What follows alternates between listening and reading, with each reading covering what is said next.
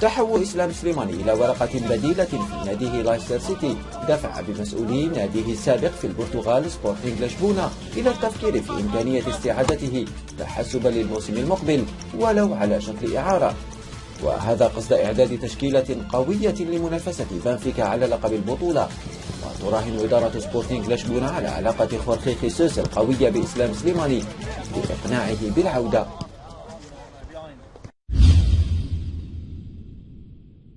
نواصل مشاهدينا مع رياض محرز الذي يتواصل الحديث عنه في أوروبا، أين كشفت يومية تيليغراف البريطانية في تقرير لها صبيحة اليوم السبت أن إدارة الثعلب تشترط 46 مليون يورو مقابل تسريح نجمها الأول رياض محرز، حيث تعول على الاستفادة ماديا من بيع عقده الذي سيستمر حتى 2020 وهو الذي جدده الصيف الماضي.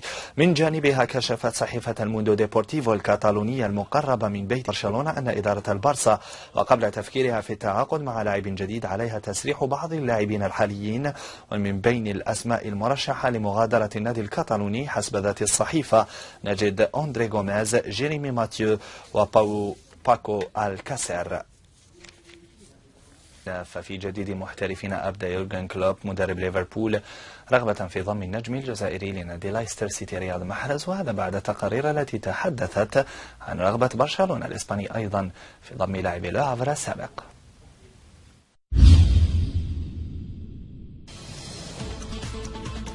إضافة إلى نادي برشلونة الذي يرغب في ضمه الموسم المقبل، أحدث التقارير في إنجلترا تشير إلى أن نادي ليفربول هو الآخر مصر على الظفر بخدمات رياض محرز. صحيفة إكسبرس إن إدارة ليفربول قدمت رسميا عرضها الأولي لإدارة لايستر سيتي في انتظار نهاية الموسم للحسم في الصفقة. كما أرفقت صحيفة إكسبرس تقريرها باستفتاء توقع 90% من المشاركين فيه مغادرة محرز لنادي لايستر الصيف القادم، علما أن صحيفة دون بارون الإسبانية سلطت الضوء هي الأخرى على محرز، وكشفت أنه في الصيف الماضي كان من بين أهداف مدرب ريال مدريد زين الدين زيدان، وهذا موازاة مع إشادة مدافع موناكو والمنتخب الفرنسي بنيامين مندي بنجم الخضر حين وصفه باللاعب الاستثنائي. أدلى سفيان فيغولي لاعب ويست هام بحوار حصري لموقع النادي اللندني أكد فيه سعادته الكبيرة بالأرقام التي حققها مع الفريق هذا الموسم. فيغولي عاد إلى بدايته في البريمير ليج موضحا أنه لقي صعوبة في التأقلم مع طريقة اللعب في الدوري الإنجليزي مع ويست هام، وعما حققه قال لاعب الخضر: أنا سعيد بالهدفين والتمريرات الثلاث التي قدمتها رغم قلة مشاركتي مع النادي. كما تعلمون الكرة الإسبانية تعتمد على الاستحواذ على الكرة والمهارة الفردية، بينما هنا الأمور تختلف. فيغولي أكد أنه من اللاعبين الذين يحبون المنافسة وسيسعى جاهدا لاستعادة مكانته ضمن التشكيلة الأساسية. تواجد الجزائري رياض محرز بغيلة ضمن قائمة أفضل اللاعبين الأفارقة الناشطين في الدوريات الأوروبية خلال نهاية الأسبوع الماضي في تصنيف وضعته صحيفة فرانس فوتبول الفرنسية، وذلك نظير تألق محرز مع رايستر ومساهمته في الفوز بثلاثية أمام ويست هام خارج الديار، في حين سجل غيلة ثلاثية في مرمى قيصري سبور.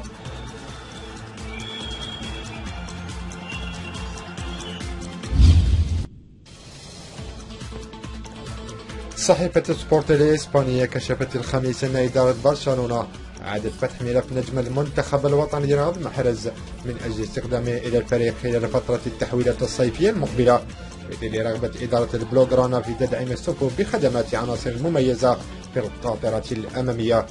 لكن الصحيفة اعترفت أن النادي الكتالوني سيواجه منافسة شرسة من أندية أخرى جوفنتوس وليفربول الراغبين في ضم محرز، مع توقعات تبلغ قيمة الصفقة 35 أو 40 مليون أورو الصيف القادم.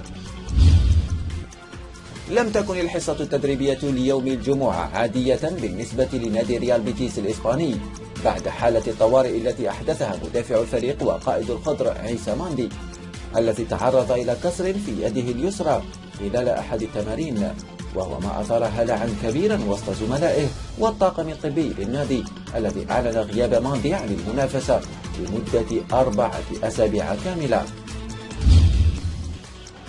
ذكرت تقارير إعلامية فرنسية أن مهاجم ليون الفرنسي رشيد غزال اتفق مع نادي موناكو على التوقيع له في الصيف المقبلة، وهذا على أثر تعثر مفاوضاته مع إدارة جون ميشيل أوراس لتجديد عقده مع الوال.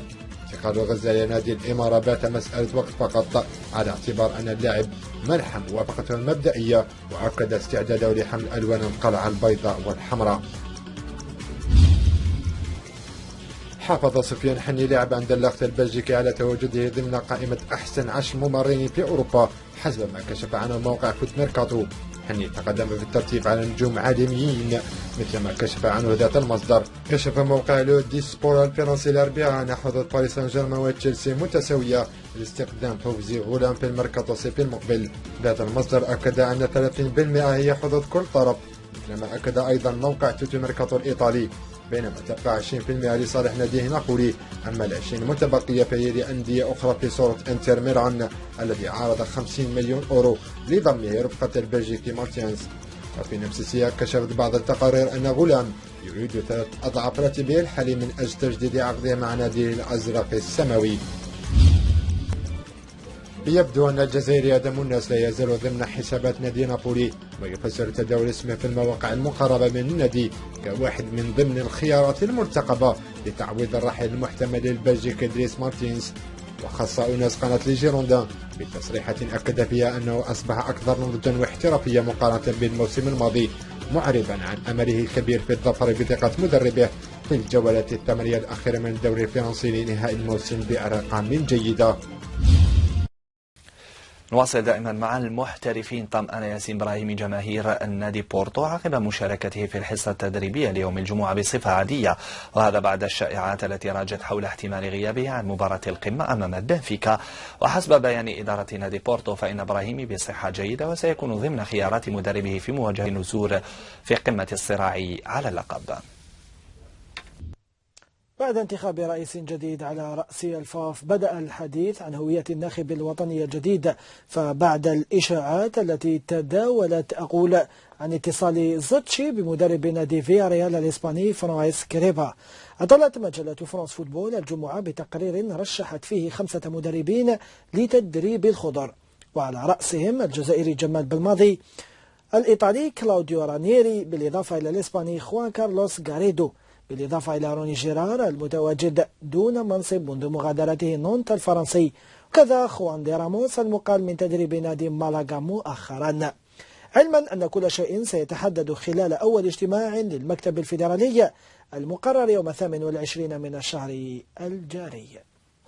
نفى مصدر مقرب من محيط رشيد غزال كل الأنباء التي تحدثت عن توقيعه عقدا مبدئيا مع نادي موناكو، وحسب موقع فوت ميركاتو فإن نادي الإمارة جس نبض وكلاء أعمال مهاجم أولمبيك ليون، ولكن دون الإقدام على أي خطوة رسمية، ما يفند إطلاقا ما تم تداوله من أنباء بشأن تحديد غزة وجهته المستقبلية بالالتحاق بنادي موناكو.